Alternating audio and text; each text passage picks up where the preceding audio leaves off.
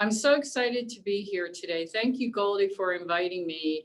And I know that you've had a wonderful experience with FedTalk and hearing from all the wonderful speakers and sharing their insights. So I'm excited to share with you some of the priorities that DHS is doing moving forward, especially as it relates to the federal data strategy and what the department is doing in that particular area. I know you've covered a lot of topics, especially dealing with artificial intelligence. So I also want to talk a little bit about a pilot program that we're going to be running so that we can test some of the algorithms associated with artificial intelligence as well, that our Chief Technology Officer has been working on. So with that, I really would like to share several of the things that the department has been doing. I know a lot of times people have asked, how has this worked? You started in the middle of the pandemic. And I will have to say that it has been an exciting time because based on all the work that my predecessors have done, senior leadership, it's very rare when you get to come in as a CIO and people are thanking you about how wonderful your staff has performed, how they have provided the ability for the team to pivot, for the department to be able to provide the telework service. And a lot of this comes through things that we've talked about, such as network modernization and cloud first strategy, and all of those types of initiatives that have so much meaning for us. And now what we really want to do is move to the next phase and talk about how we can leverage the data that the department has here so that our senior leadership and our department as a whole can use data to make key decisions and rely upon the data and have data integrity. And so, as you know, the administration did put out an executive order as it relates to artificial intelligence. The departments and agencies are moving out on that. And then we are also moving out on the federal data strategy. In particular, DHS now, we are in the process of recruiting a chief data officer. And so we will be building out a new office within the Office of the Chief Information Officer, which will be the Chief Data Officer. This position is in the process of building out the partnerships here within the department and also within our CXO community, which we call the Management Directorate. And so, as you know, there are our lines of business here. So we have Chief Human Capital Officer, we have the Chief Procurement Officer, we have the Chief Security Officer, the Chief Financial Officer. All of those involve a lot of data.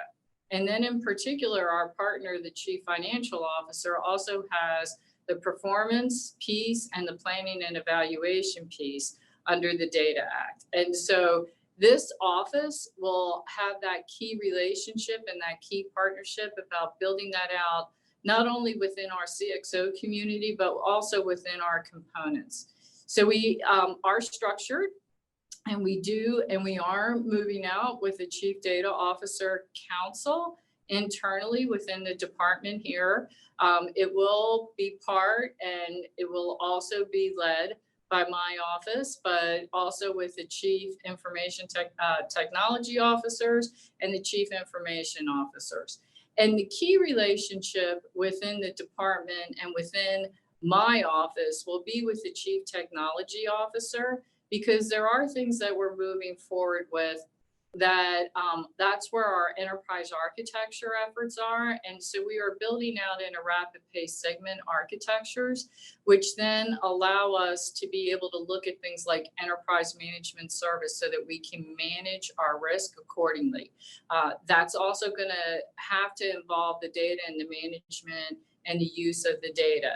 Information sharing, as you know, working across all the components, and how that's going to work and making sure there's a proper governance structure in there as we're doing applications and moving toward the cloud.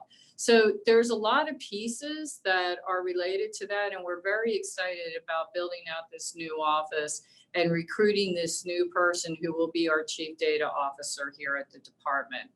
There's one other piece that I would like to talk just a little bit about, and that is a pilot effort that we have underway, because digital services are also part of the CIO's office. And so what we're really looking at is how we can do contact tracing for our employees, as well as mapping that up with public health information.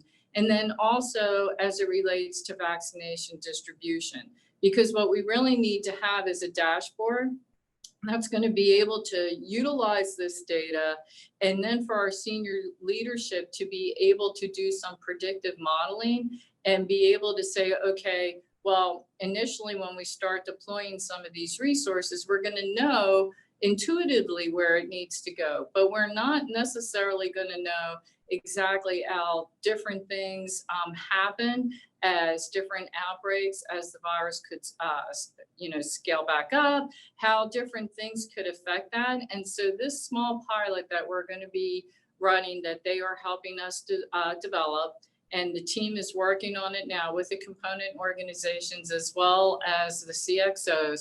This is pretty exciting for us, and will be a small demonstration project that we can really show how we can leverage the learning algorithms and machine learning and apply how we can use all these different data sources so that our senior leadership can make the key decisions that they need to make.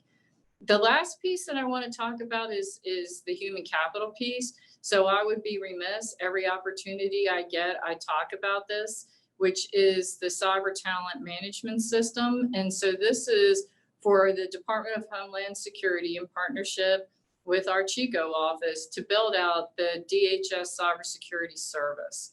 And this is really going to take us into the next evolution of federal service. And we are in the final processes of publishing those orders so that we can move forward and we can be competitive with private industry and actually do a series of assessments based on the NICE framework. But these assessments for the employees when they come in, we'll put them on a fast track. So they won't have to know things such as you have to go to USA Jobs and know that it's a 2210 series, and then look for the parentheticals for areas that you're interested in. What you'll actually go through is pick a different type of area, say forensics analysis. And then you would actually be able to go through, do the assessments, and it'll map you up to a career path. And so we are anticipating that pilot will happen in the spring of 21. And so we're very excited about that as well. And again, a lot of the information that we will learn from that, we will be working with the Chico's office, because again, I'm back to the data and how we can be innovative with the tools that we have here so that we can get the right workforce that the department needs to have.